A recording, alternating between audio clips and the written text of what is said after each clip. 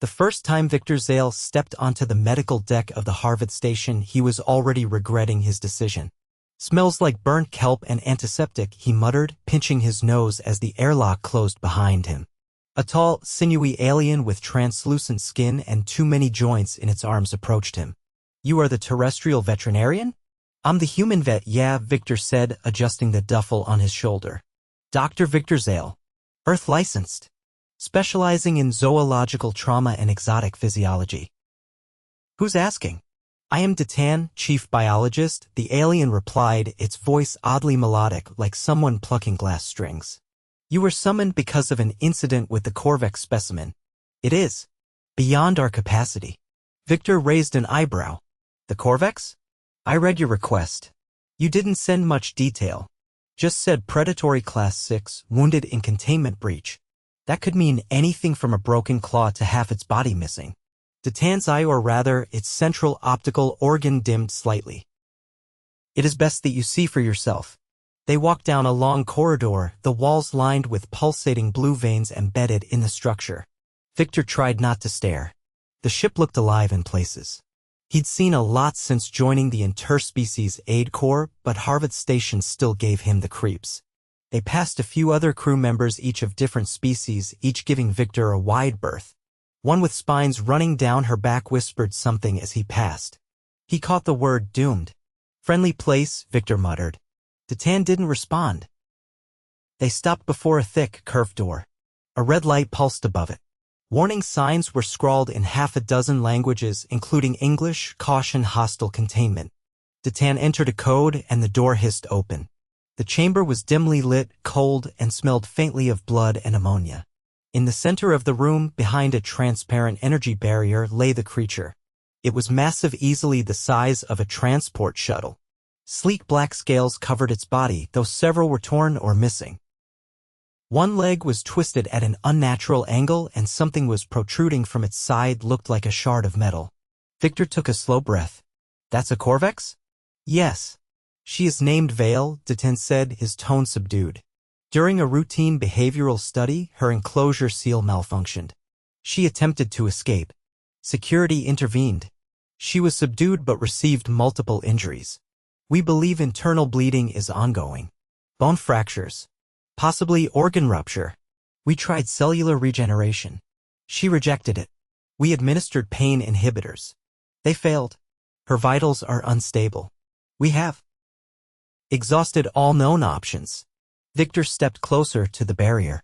Vael's eye opened slightly, tracking him. "She's still alert," Viktor said. "That's a good sign." Datan tilted his head. "We brought you here to confirm the end-of-life procedure. We would prefer it be humane." Viktor turned. "You want me to put her down?" "She is untreatable." Viktor stared back at the creature. Its breathing was labored but steady. The twisted limb was bad, but he'd seen worse. The wound with the metal shard was messy but not necessarily fatal. The creature's gaze wasn't glassy or distant. It was aware. "Untreatable?" he repeated. "No. She just needs a checkup." Datan made a sound that could have been a sigh. "You do not understand the complexity of her biology." "I understand trauma," Viktor said. "Open the barrier." "That would be unwise. She is still dangerous." "I'm not going in blind. I need a scan. And I need sedation calibrated to her mass and biology." "You said your inhibitors failed. What did you use?" "Standard class 6 sedatives." "Then that's your first mistake. Every species metabolizes differently. Get me full biological data. I want to see blood oxygenation, organ structure, skeletal layout, and prep a surgical suite. If she's bleeding internally, we'll need to go in." Datan hesitated. "You truly believe you can save her?" "I'm not promising anything. But I'm not going to kill her just because you gave up." It took 2 hours to get the data. Viktor reviewed it on a holographic display in the adjacent lab. The Corvex had a dual heart system, which explained why her vitals hadn't flatlined yet. Her internal bleeding was localized to a sac near her lower lung, not ideal but not catastrophic. More concerning was the metal shard. It had embedded itself near the spinal ridge. If it shifted, it could paralyze her. Viktor rubbed his temples. "All right. First, we stabilize the bleeding. Then we extract the shard. We'll deal with the leg fracture last." He turned to the med tech hovering in the doorway, a small, jellyfish-like alien named Kylan who had been assigned as his assistant. Kylan, prep the suite. I need full sterilization, a containment harness, and pressure-adjustable tools. And I need you to mix a sedative based on her liver enzyme rate. Use half the baseline dose, then monitor her response. Kylan blinked. That procedure is not standard. Neither is doing nothing while she dies. Viktor suited up. The surgery took 4 hours. There was a moment midway through the procedure when Vael stopped breathing. Her secondary heart fluttered, then stalled. Kylan shouted something. Alarms blared, and Viktor's hands were elbow-deep in a cavity that felt more like a warmed-up soup pot than anything anatomical. Start compressions, he barked. I don't care if she's got scales thicker than a tank's hull. Push. Kylan hesitated, then obeyed. Viktor reached in, found the bleeding vessel, and clamped it. A minute later, the heart shuddered back to life. When it was over, Viktor peeled off his gloves. Blood splattered across his forearms. She's stable. For now. Titan watched from the observation window. You succeeded. I stopped the bleeding. Shards out. Legs braced. She'll need time. And monitoring. But yeah, she's got a shot. You are certain? No. But it's better than dead. Vael was moved into a recovery chamber. The next few days were tense. Viktor checked on her every few hours, adjusting the brace, monitoring her vitals, ensuring no signs of infection. He administered pain medication manually, tweaking the dosages each time based on her reaction. She's responding, Viktor told Kylan on the 3rd day. She flinched during the last check. That's nerve sensitivity coming back. Means the spinal ridge wasn't damaged long-term. Kylan floated silently, then said, You are unlike other specialists we have encountered. Yeah, well, I've stitched up a Bengal tiger with a fractured rib who still tried to bite my face off. This isn't that different. As the days passed, Vael began to move again. First just a twitch, then a lift of the head. By day 6, she was sitting up, growling softly when anyone but Viktor entered. Titan remained skeptical. She still exhibits aggression. She's a predator, Viktor said. You don't get to turn that off. If anything, it means she's healing. By day 10, she was walking, limping heavily, but walking. Viktor stood in the recovery room as she approached him, slow but deliberate. Her eyes met his, and for a moment, neither moved. Then she lowered her head slightly. Titan watched from behind glass. Is that submission? No, Viktor said. That's trust. He reached out, gently placing a hand on Vael's snout. You said she was untreatable, he added. Yes, she disagreed. Titan stared through the glass, his expression unreadable. Viktor turned away. Now about that leg. We need to plan for long-term rehab. And someone's going to need to teach her how to walk without tearing her stitches open. You intend to remain? Viktor cracked his neck, exhaustion pulling at his muscles. If I leave, who's going to stop her from eating your tech staff? Titan hesitated, then gave a slow nod. Very well. I will authorize your temporary residency. Viktor looked back at Vael. She's more than a specimen, Titan. She's a patient. Treat her like one. He stepped out of the chamber, bloody scrubs clinging to him, and headed to the decontamination bay. Kylan floated beside him. You risked much. Yeah, Viktor said, but I've patched up worse.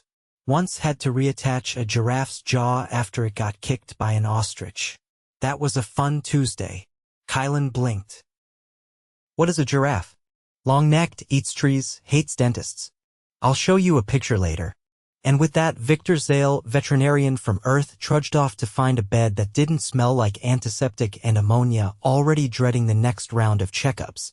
On the 12th rotation since Viktor's arrival, the lights over Recovery Bay flickered twice, an indication someone was requesting internal access. Viktor had just finished cleaning Vael's wound dressing and was elbow-deep in the nutrient paste he'd been slathering onto her leg brace. He didn't look up. If it's Titan again, tell him I'm still not installing a neural compliance node. She's not a malfunctioning drone. Kylan hovered just outside the barrier, tentacles twitching in an expression Viktor had come to interpret as conflicted curiosity. "It is not Detan," Kylan said. "A delegation from the Zalari Science Tribunal has arrived. They wish to observe your work." Viktor paused, still holding a spatula dripping with thick gray paste. "Tribunal? That sounds ominous." "They are neither judicial nor hostile," Kylan said. "They are highly inquisitive." Vael let out a low rumble and shifted her weight, testing the repaired limb again. Her claws scraped the reinforced flooring, but the brace held. Viktor dropped the spatula into the sanitizing vat and peeled off his gloves. "I'm not giving a lecture. If they want to watch, they stay behind the barrier. They have brought recording instruments." Of course they have. By the time Viktor stepped into the adjoining observation chamber, 5 Zalari had arranged themselves in a crescent formation, each seated on a hover disc that floated a few centimeters above the floor. Their gelatinous exteriors shimmered with bioluminescent pulses that changed color with their mood. Though Viktor had no key for translating the strobing display, he assumed it wasn't admiration. One of them extended a tendril toward the glass. "You interfered with a predatory specimen's natural decline. Explain." "She wasn't declining," Viktor said. "She was bleeding to death. There's a difference." Another Zalari blinked 3 of its eyes in slow succession. "Her biology is incompatible with conventional recovery protocols. You should not be able to stabilize her." "Well, I did. So either I'm a miracle worker or your protocols are garbage." Several of them emitted a series of wet clicking sounds that Viktor suspected was the Zalari version of indignant muttering. One of them, larger and darker in color than the others, rotated to face him more directly. "You manipulated internal structures without computational assistance. This is not standard practice." "No, it's not. But when your computer tells you someone's beyond help and you believe otherwise, you trust your hands." "You relied on intuition," the darker one said. "I relied on experience," Viktor corrected. "Intuition gets surgeons killed.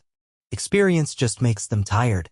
Kylan floated quietly at the back of the room, watching the exchange with barely disguised tension. The largest Zalari tapped a node on its chest, and a projection lit up in the air between them, a 3-dimensional model of Vael's anatomy, likely sourced from the station's earlier scans. "This structure," it said, highlighting a cluster of nerves near Vael's upper spine. "You operated within close proximity. A deviation of less than 2 millimeters would have severed it." "How did you compensate for the lack of real-time internal mapping?"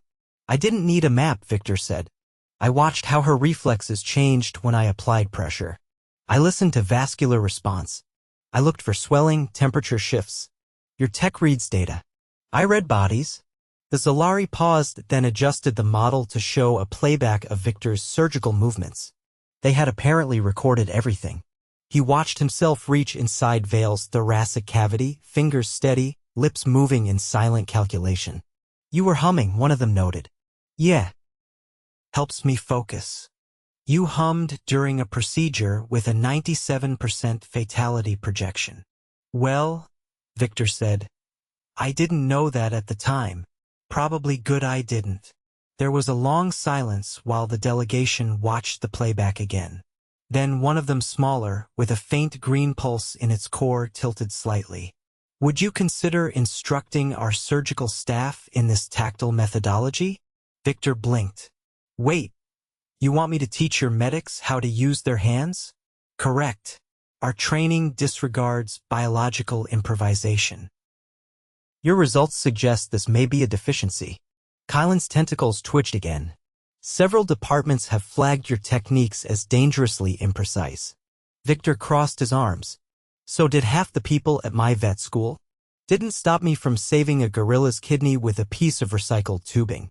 The darker Zalari floated closer to the glass, observing Vael as she began to inspect the bandaging on her leg with one of her 4 claws. "Your subject has not attempted to breach containment since recovery began," it said. "This is abnormal behavior for her species under duress." "She's not under duress anymore," Viktor replied. "She's healing. And she knows she isn't alone. You believe emotional state impacts physiological recovery. I don't believe it. I see it. Every time a dog licks its owner's hand after surgery. Every time a horse refuses food until someone brushes its mane. Biology isn't just meat and blood. There's context. You can't program that. The Zalari didn't argue. None of them did. Instead, they slowly retracted their projections and began to drift toward the exit. Your methods are unsanctioned, one of them said. But we will observe further outcomes. Glad to be your favorite anomaly, Viktor muttered. After they left, Kylan floated closer. You could have been more diplomatic. I could have also lied. But then I'd have to remember what I said. You are not what they expected. Neither is Vael. Funny how that works. Later that cycle, while administering a new nutrient compound through Vael's feeding port, Viktor noticed her pupils had narrowed slightly the way a feline's did when adjusting to stimulation. He crouched beside her, inspecting the edge of her mouth. Your salivary response is normal again, he said. Means you're digesting better. Vael made a low, brief chuffing sound, not aggressive, but alert. I know that sound. You're bored. She shifted her weight, tail flicking once. All right, let's get you moving again. Viktor tapped his calm Kylan, prepped the mobility track. We're going to try assisted ambulation. An hour later, Vael was strapped into a modular gait harness. The platform beneath her adjusted in micro increments to account for weight distribution. Viktor stood beside her, one hand on the control panel, the other holding a remote restraint override. She's going to hate this, Kylan said, hovering nearby with a scanner. She's supposed to. It means it's working. As soon as the harness lifted her weight slightly, Vael let out a deep, irritated growl and tried to pivot. The harness held firm. Viktor adjusted the incline. Front limbs first. Just a step. Vael hesitated, then moved her left foreclaw forward. The platform shifted. Her right leg followed, more slowly. That's it, Viktor said. Good girl. She snarled. Okay, not a girl. Noted. Over the next 20 minutes, they completed a full circuit of the track. Vael's gait was uneven but improving. Her braced leg dragged less with each repetition. When they finally disengaged the harness, she stood independently for a moment before settling onto her haunches. Her breathing was elevated but steady. Kylan glanced at the readings. Cardiopulmonary rhythm is within adaptive range. No signs of distress. She's ready for solo movement trials tomorrow, Viktor said. We'll reduce the brace support by 15%. As they cleaned up, Kylan regarded him with a new expression, less guarded, more contemplative. There is a rumor, Kylan said, that humans once learned to perform emergency tracheotomies using only a pen and a straw. That's not a rumor, Viktor replied. That's a Tuesday. Kylan made a clicking noise Viktor hadn't heard before. He didn't ask what it meant. Some things didn't need translation. By the 21st rotation, Vael was walking without assistance. Not gracefully, there was still a hitch in her rear stride, but she moved under her own power and without trying to shred anyone in the process. That, Viktor figured, was progress. He sat on a folding stool just outside the reinforced enclosure, eating something that claimed to be a protein bar but had the texture of compressed chalk. Vael paced behind the barrier, her tail swinging in wide arcs, occasionally pausing to tap her snout against the glass where he sat. Kylan floated nearby, quietly watching the interaction. She is displaying anticipatory behavior, Kylan said. You have not brought food, yet she approaches the barrier. That's not hunger, Viktor replied, mouth half full. She wants out. Out? She's getting cage crazy. Restlessness, excess pacing, repetitive movements. She's bored again. We've hit the limit of what recovery inside the bay can do. He tossed the wrapper into a disposal pod. You've got an observation dome on this level, right? Kylan rotated slightly in midair. Yes. It is unshielded. She cannot be released there. Not released. Escorted. We install a tracking rig, just temporary. Let her stretch those legs in open space. Controlled environment. Low stimulus. It's time. Kylan blinked slowly. Titan will not approve. Then don't tell him. She is classified under Containment Tier 8. That requires a minimum of 3 armed escorts. She's not a threat anymore. That is not how our regulations are written. Viktor stood, brushing crumbs off his jumpsuit. Then rewrite them. 3 hours later, they were in the dome. The space had once been used for zero-G botanical research, but the plants had long since been removed in favor of sterile observation platforms. The ceiling arched high above, transparent and streaked with microfractures from minor impacts. The floor was padded in soft, recycled mesh. Viktor had insisted on that. Vael stepped cautiously onto the surface, her claws making faint indentations. Her head swiveled, eyes scanning the open chamber. No walls. No barrier. Just space. She's not bolting, Viktor said quietly.